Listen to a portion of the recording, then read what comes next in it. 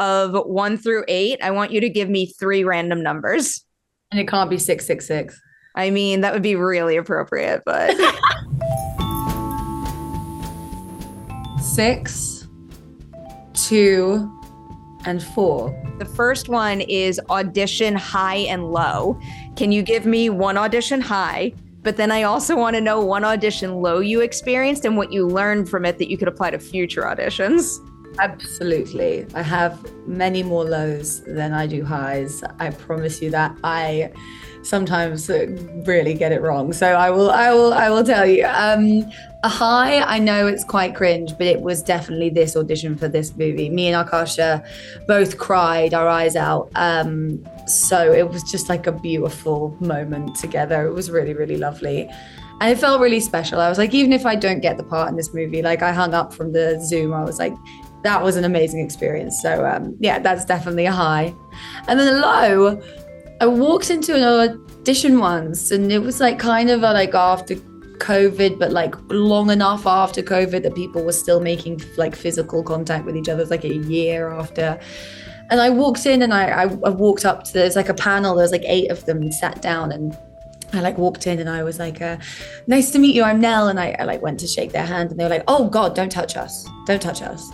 And I just was like, okay, but I was so embarrassed that, you know, when like tears spring up in your eyes and you're like, I don't know how to. So I just like I forgot all of my lines after that, was just shaking, and it was like, just let me leave. And I just left and cried because I just knew I'd tanked it, completely tanked it. It's like the bump your head effect when you're stressed, and like you don't even bump it that hard, but because you're stressed, like the tears immediately well up because you did it all. Exactly. I was just so embarrassed. There was like 10 people in the room. I was like, oh God, get me out of it. I want to follow up on the high briefly. So you said that during your audition with Arkasha for this, you both kind of left with tears in your eyes. What sparked those tears during that first meeting? Not tears in our eyes. We were just sobbing. We were full-blown sobbing. I think like the subject matter of the scene that I was auditioning with was really intense scene. It was like, there wasn't even that much written down. It was she kind of just like talked me into what she wanted to see. And so we did it. And afterwards, it was just a really overwhelming moment because it was like really intense, the scene. And I think it had been like a long process for both of us. Like, and afterwards, we just both, I looked up and I saw that she was crying. And it made me cry because I was so happy that she was crying. And it was like we just had this like beautiful little like soul connection. And yeah, and we continue to keep that up. I mean, every time we do anything together, we both start crying. We just have a lot of love. We have a lot of feelings. I feel like when you're making a movie like The First Omen, you need all those good vibes and those happy tears. I'm definitely coming back to working with Arkasha because she's someone in this industry that makes me really excited that her like voice in it is getting louder and louder, and I want to see more from her. This is an acting specific one. It's favorite, least favorite. I want to know your favorite part of the acting process, like seeing the set, doing rehearsals. But then I also want to know not necessarily your least favorite, but a part of the process where you still see room to grow for yourself and you're excited to tackle it. I mean, I can tell you my least favorite very easily. Inserts are my least favorite thing to do because you spend like 6 hours just like picking things up and putting them down. It's like move your arm to the left, a little bit higher, a little bit lower. And it's just like you find yourself, your brain turning to porridge or oatmeal, as you guys say. So that's definitely my least favorite part of my job. My favorite part genuinely is like becoming like completely immersed in a totally different world. And it's like playing dress up, but for adults and as your job. It's just so fun being able to step into these, like I got to spend 4 months basically living in Rome in the 1970s making this movie, you know, and we'd walk out of the car and you were in Rome and you were transported back to the early 70s. And there's no other job really where you get to experience stuff like that, you know. And it's not even just from an acting perspective. Anybody who's in this industry and works on a film set gets to experience all of these things. So yeah, I think that that for me. But I guess that wasn't really specific to acting, but like the experience of being an actor, I guess. No, that's a very valid answer there. And I kind of love and appreciate how that feeling for you then for us translates to us being fully immersed in a world that either like exists and we can't experience for whatever reason, or like maybe is a completely out of this world scenario that we then get to step into and be enveloped in. So continues on, and I appreciate it. Your last one here is the silly one. This one is would you rather? Would you rather have to fake sneeze or fake vomit in a scene? I've had to do both. And fake sneezing is harder. It really, really is. Fake vomit, at least like you've got some sort of like apparatus, or you've got a cup filled with oatmeal that you can like spew out. But it's hard to fake a sneeze. It is. You should try it. It's really hard. It's like faking a hiccup.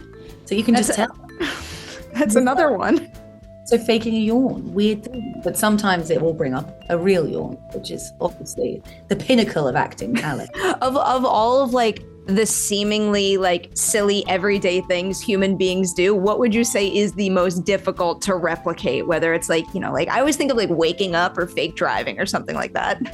No, I won't name names, but somebody once told me that they spent 6 weeks in acting class, and like 2 of those weeks were dedicated to falling asleep and waking up convincingly, like something like that. Like it's something people study. For that one, I've never really found that. I've always just sort of opened my eyes or closed them. I just kind of went with it. I tend to actually fall asleep sometimes at work when I'm pretending to sleep. So it's, you know, sometimes I really am sleeping. But all of the everyday things to do, mine is quite specific, but it's just for me because I have an affliction, and it's walking in a straight line. So a lot of the time on set, you've got to get from one mark to another, and you've got to go straight in between the two. And you'd think that'd be a fairly simple task, but for me, I find it really difficult because I'm like chronically pigeon-toed. My family always try and spot it in like any movies or anything I do. Like now we can tell it's Nell because she's walking like this. What's up, everyone? Welcome back for a brand new edition of Collider Ladies Night with Nell Tiger Free, the star of the First Omen. Oh my, you have your work cut out for you with this role. It's a lot, and you crush it. You take it to an 11 in a heartbeat, and I love it. Thank you. That's so kind. Thank you. What is the movie you saw, the performance you saw, personal experience you had, you name it, that first made you say to yourself, I absolutely have to be an actor? You know what? That is a lovely, lovely question. And I don't have a lovely answer for it, because acting sort of happened upon me. It wasn't something I sought out initially. I was scouted when I was very young and asked to come and audition for something. I was 11, so my earliest memories of I'm doing this job. So I never really had a moment where I was like, I've seen this and now I have to do it. It just kind of felt like something that had always been a part of my life, and certainly now in a much bigger, much more real way. And I think it's now as I get older that I see, and I'm already in the industry, that I see performances and I go, that has inspired me massively. I remember being really rocked by, I mean, it's a classic, but for a reason, Meryl Streep's performance in Kramer versus Kramer. I remember seeing that and thinking that she felt like such a real person. And I thought that was such an amazing thing to achieve, to convince people that you are a real person. I just think that kind of blew my mind. I just thought she was fantastic. Oh, I've heard Meryl Streep quite a few times to this question. It makes all the sense in the world.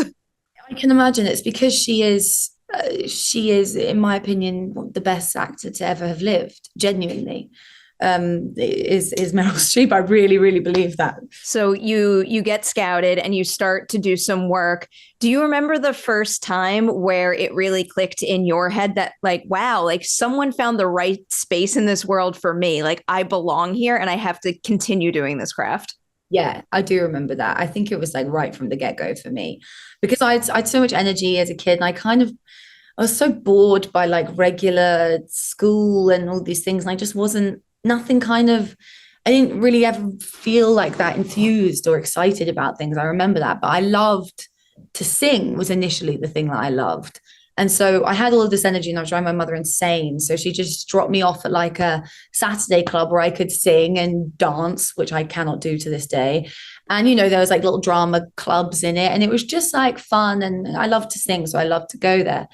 And when I got scouted, it was like the first time I considered acting, obviously. And I remember doing my first audition, the first audition I can remember, and just thinking, this is the most exciting, interesting, weird world, and I want to stay here. Yeah, and it was like I auditioned for Horrid Henry, and it's my first ever audition, and I got down. Rumor has it to the last 7 or something to play one of the kids in Horrid Henry, and I was like, I remember thinking, oh, maybe I could do this, and then I just sort of decided that I was going to. And then you very much did. I will start to touch on particular titles. Like one of the first big ones, I mean, this is a massive project. It's one of the biggest TV shows of all times. It was Game of Thrones. I don't know how much you remember about that experience, but like if you do, what would you say surprised you most about the reality of making a show that is that massive? I remember, I mean, to be honest, the memory is hazy. I was 14, so but I do remember like just thinking that like the expanse of it and the size of it and like the sheer scale of the production. I remember thinking in my head, oh, this must just be what they all look like. I just thought that like every production was going to have like 800 day players and like horses and stadium filled with people. I was like, this is normal. I'm sure this is just what it's like. And then the biggest shock for me was going on to something after that on a much smaller scale and being like, that there are so many different ways to make a show and make a movie that like, and still now, like even on this movie, I was like, oh, you're using 4 cameras? I was like, 4 cameras? And I didn't have to do my own inserts. So I was like, what? I was so excited. So I feel like I'm constantly finding, things that surprise me massively in this industry. But yeah, Game of Thrones was just a lovely, lovely experience. I wasn't on it for too long. I hadn't seen the show before because, I was 14, so I had no business watching the show. And it just was a lovely, lovely experience. It really was. Here's a big, broad question that kind of builds on what you were just talking about. And the answer to this question might evolve along the way. But of all the shows and the movies that you've made thus far, which would you credit with putting into focus most, what you appreciate most in the stories you go on to tell and the types of on-set environments you want to be part of? Well, this movie, the on-set environment was absolutely flawless. There was such like a kinship and a friendship between everybody, and everybody really wanted to be there. And there was not one actor nor crew member that I had one harsh word with, not once. And, we had Arkasha as like the captain of our ship. Like this was her being there. And the director, I find, in my opinion, sets the tone for how the set's going to run and how it's going to feel. And Arkasha just set this tone of like patience, kindness, listening to one another, never cruelty, never, it was just the most beautiful, lovely work environment. And I was so happy to go to work every day. And I wanted to hang out with the people I was at work with in my time off. And we did, we spent all of our time together out of choice. Which says a lot. It was really, really, really just a beautiful environment to work in. Doesn't surprise me to hear that about Arkasha. Even just in like the limited interview setting, she's got like a calm and a sincere enthusiasm for what she's working on. And I feel like that, the trickle down effect on a set is a real thing. She was so enthused, and you're absolutely right. She is completely sincere and genuine, and she has a genuine love and respect for what she does. And that just inspires everybody to come with the same energy, So it was wonderful. Here's another big question about working with directors then for you, because you've already worked with a number of like really great individuals. I'm thinking like Nick Refn, M. Night, Arkasha. Do you think that the directing greats have a shared trait that you appreciate, but then also what's something about Arkasha that makes her one of a kind? Some of them do. Some of them share some things I think are impressive. But what Akasha has that makes her one of a kind is that um, Akasha has no ego. There's just not, she doesn't have an ego. She doesn't have her own, she's willing to listen to other people in a way that it's not like they're just nodding and waiting for their turn to speak. When you talk to Arkasha, Akasha's really listening. If you have a concern, Akasha's concerned about it too. Like, and she made everything collaborative, but she was still very much, in charge and very much, it's like, the best way I can describe it is that genius does not have to be synonymous with madman. It doesn't have to be synonymous with ruling with an iron fist or inciting fear. You don't have to be cruel to people. You don't have to hurt people to have them portray hurt people. It's actually quite the opposite. Arkasha made me feel so held and so safe that I wanted to go a million miles an hour for her. And I've had experiences in the past where in order to get a performance out of me, I've been bullied or harassed or tortured emotionally because that's what I was supposed to be doing in the scene. And it's like, well, we're all capable of doing that without you having to force it upon us. I think Kasha was the best. Sorry, I'm really going into it here. Oh, important things to emphasize. Important to emphasize, and it's important to talk about because it shouldn't be taboo to talk about your negative experiences. I don't think it should be. I think it's important to share those, especially woman to woman. Sometimes it's important to look out for one another.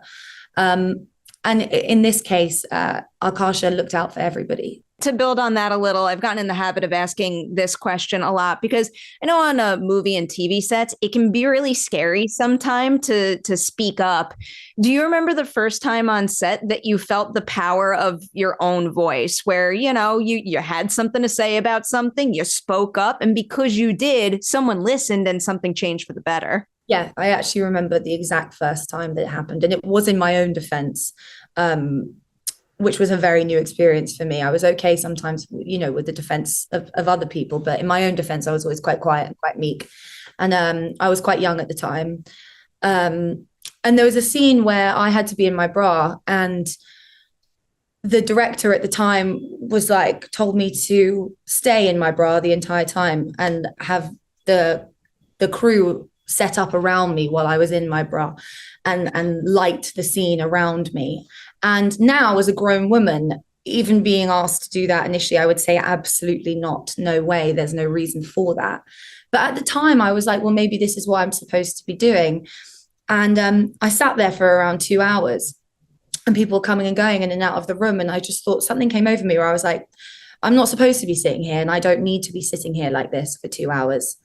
And I quite forcefully said, I'm not going to sit here anymore, and I'm going and I'm putting my top back on, and I'll come back when you're ready for me. And it was the first time I ever stood up for myself, and I just did, and I got up and I walked out, and then I came back. And I don't think glad you did. Trying to do anything insidious. I think it was just a disregard that somebody could be really uncomfortable in the situation. And yeah, that was the first time I really stuck up for myself. One of my favorite things to hear about now more so than ever is just the rise of intimacy coordinators on set and how it feels like it's almost a given at this point. And the fact that it hadn't been a given for so long when so many things could have been fixed far sooner, it blows my mind. I think it's a wonderful, wonderful addition to the industry, and it's a long overdue one and a very necessary one. Intimate scenes should be choreographed like a dance. Mm-hmm. There should be nothing sexual to them. It's like, it's on our backs to create the chemistry. That's on us.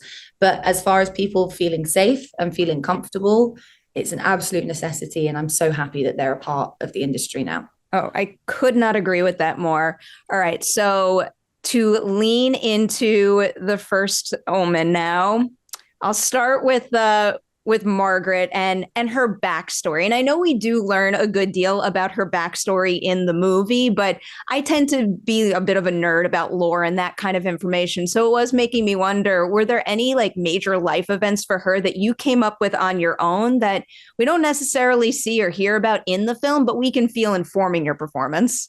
For me, I didn't. It was all on the page with me for Margaret, and me and Kasha talked about Margaret's upbringing and what her childhood was like, and we get essences and moments of that in the movie and in her performance. But our childhoods is such a big part of us, and we carry them with us. But if for the movie, I wanted to focus on Margaret now and who she was now from day one when we meet her to where we end up with her, and just focus on those parts of her. Definitely a very full character. The answer to this might be a no, because I don't know if you work like this, but given how much she goes through in the movie, like she's going through in the now a horrific situation. She has past trauma. There's some self-doubt. There's what happens to her in the club scene. Do you have to have an anchor of sorts, something where no matter what she's going through, you can always think back to that thing and kind of ground all of her choices in some sort of consistent truth? In previous characters, I've had that. I've had something like that. But with Margaret doesn't really have a consistent truth. I think an obvious answer would maybe be her faith, but I don't think that's correct, because I don't think she does ground every choice that she makes in her faith, because I think she's kind of unsure about it. She's kind of falters and wavers, and she's clung to that because it's something that's made her feel like she belongs, but she doesn't necessarily know if she feels it. So Margaret doesn't have a consistent truth because she's been told everything that she believes to be true. Her life is a lie. So that's why she has this erratic kind of energy, because she doesn't actually have anything to hold on to. I think that was a really important layer for her, for sure. It's not easy to sell all those layers and make someone feel whole. And I'm very impressed by how well you do that. I want to get into horror movie acting specifically, because I don't know. I watch things in horror movies and I think to myself, like, someone cannot be in one of those movies unless they're willing to give a totally fearless performance. So more broadly, can you recall the first time that you realized that, I guess, taking risks and swinging big on set was okay to do, whether it was, being inspired by something you saw someone else do or something you tried yourself that confirmed to you, like, yes, I could do this? Yeah, I think that because I'd come from the background of doing Servant for 4 years, and Leanne, there wasn't a lot of wiggle room for things like that, because Leanne is a very specific character. She was like centered and measured and still and the observer. And, so, I couldn't gesticulate or anything with Leanne or anything like that. So I found it really freeing being able to move my hands when I spoke and give like sort of a bit of light and shade to like the physicality of it. And I think I learned quite quickly with Kasha that there wasn't a lot that we weren't willing to try, and we tried a bunch of different things and a bunch of different versions of different things. And we just had a lot of fun trying to find what felt like too much or what felt like too little, and trying to find that nice middle ground to keep it from being ridiculous and to stop it from being, like something that could be kind of misconstrued as being quite funny. Like, we didn't want it to be there. We wanted it to be really disturbing and really weird and unsettling. So everything we did, we just tried to do the creepiest thing we could possibly imagine. Oh my God, I have so many follow-up questions. If you feel the need to veer into spoiler territory with any of these, just say the word and we can put up the warning whenever. But because you had the opportunity to swing big and play with Arkasha, can you tell me something that you did, maybe thought to yourself, there's no way they're going to use it, but they did, and now it's in the finished film? Oh my God, I need to think a lot. See, not a lot of the time. I didn't really have the thought like, oh, they're never going to use it, because we loved the weirder, the better, we really, really did. I remember there was a moment where I'm supposed to be kind of dead looking, and I was like, and ill looking, and like something very bad is happening. And I just thought to myself, what if I smile? So I sort of tried to do it in like this like half dead, like smile thing, and they used it in the film, and I was like, I can't believe they went with the smiley creepy dead smile face one. But it's always nice to see that when you give something a go and it ends up in the film. Also, less dramatically, the trip that Margaret has when she slides down the wall and she falls over, that was just me. That just happened. I just sort of carried on, and that's of course the one that we ended up going with. Oh my God, I love that. Going back to something else that was in your other answer, the idea of having fun with things, but also making sure that they feel like deeply horrific and scary. Was there any particular scene where it was toughest to like calibrate that tone and make sure you guys were landing where you wanted to? Yeah, I think for me, I was worried initially about what me and Kasha have now named the demon dance, which is like a moment where I crawl out of the wreckage of the car and I become sort of, we can probably put the spoiler thing up. Yeah, wait. I want you to talk about this in full because that is an unforgettable scene. Spoiler alert for the First Omen. It's so easy. You just pause here, you go see the movie, and then you come back and push play, and the conversation continues. So go check it out. Final spoiler warning. That dance. Yeah. That for me, before when we were coming up to it, I was worried about my own capability with tackling it. And I was thinking, what if this looks funny? What if it looks silly? I didn't know if I was going to be able to perform it in a way that made it harrowing and disturbing. You know, I thought that this could so easily veer into the territory of being quite comical and being something quite silly. But again, I know I say it all the time, I had Kasha and the energy changed on set that day. And there was just this moment right before we did it where I thought, I'm not going to swear, but I thought, hell yeah, you know, I can swear. Okay.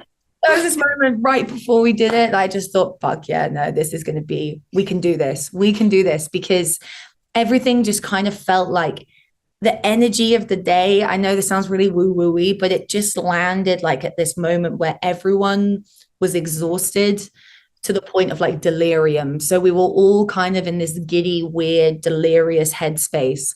And so it's just one shot and it was a 6-minute take and we just did it. And it was a fabulous experience. Job. Very, very well done. I'm curious now, does Arkasha have a monitor dance? Like something you could see her doing behind the monitor that signals she's really digging a take? Yes, she absolutely does. Arkasha, you can always tell how like deranged Kasha's feeling depending on the height of her ponytail. So it would like start here and towards the end of the day, it would be like up here, like seriously on her forehead, like her ponytail. And I'd look over to the monitor and if I could see it bouncing, like from above the monitor, the ponytail just bouncing violently up and down. I was like, okay, good. And every now and then she would scream from behind the monitor. She'd be like, yes, yeah. And so in those moments, you knew we were getting it right. All I want to do is go look at like B-roll and behind the scenes images now just to see where it's at. It's there. It's absolutely there. There's one shot. There's a shot where if you look really closely, you might be able to see it. Because she's really hands-on and sometimes she's holding her monitor and she's in the scene running around fixing things and you never know, you could spot a little ponytail bobbing along. That would be the greatest Easter egg ever. Looking at the end of the film, now that we have the spoiler warning up, I am curious about your take on this. So when we first meet her in the movie, when she first arrives in Rome, she's really devout in her faith and she seems to like life. After what she experiences in this movie, do you think that those feelings are long lost or can she ever regain them? To be honest, that's not a question I would even know how to answer myself. I think that the way that the story goes and the things that have happened to her in the story would be very understandable if she had lost her faith. But also, you know, faith is a very strong thing. And sometimes even people in situations that you look, it feels like, you know, they would lose it completely. That's when they grip onto it the hardest. But for me, it wasn't actually a color that I was really thinking about right at the end of the film. It was more just about survival and protection. And maybe, you know, later down the line, it would be something that she could explore again. But, you know, it would be a very understandable thing if it deterred her from it. Just to speak this into existence, should we get another chapter in her story, another chapter in, I'll call it her hero's journey? What is a skill she gains during the First Omen that you would like to see her apply to, I guess, making the world a better place in another film? Well, I mean, she can use a rifle now. That's a good point. That's good. She seems to be a very skilled hunter-gatherer by the end of the movie, which is always useful in like an apocalyptic scenario. I think that she's just got this new strength, like this fierce strength. She's also a mother now, so she's going to protect her baby. You know, it's just she just has this very after sometimes you've been through the worst things imaginable, it's like you're impenetrable. It's like you can't get hurt anymore. All these things that seem so scary are all of a sudden trivialized because you're like, well, I've quite literally been to hell and back, and she quite literally had. And now she's made her own sort of utopia, and she's not going to let anything take that away from her. So that would be nice. I would believe that. I have gotten in the habit of ending every ladies' night with this particular question. I will warn you, nobody likes the question, but I do because I think it's an important thing to think about. I find that nobody in this business says good job to themselves enough. We give each other awards, and that's really cool, but nobody says it to themselves. So can you tell me something specific you do in the First Omen that you know you could look back on and say, I am so proud of what I did there? That's so lovely. That is such a lovely thing. I am really proud of that dance and the dancer. I'm proud of that. It was a hard place to get to, and I was really worried about doing it, and people seem to like it. So I'm proud of myself for that moment. As you should be. Nell, I'm going to say thank you so much for joining me for Collider Ladies Night. Congratulations on everything you accomplished on the First Omen and everything coming your way in the future. You're welcome back to Ladies Night anytime. Thank you so much. Thank you for having me.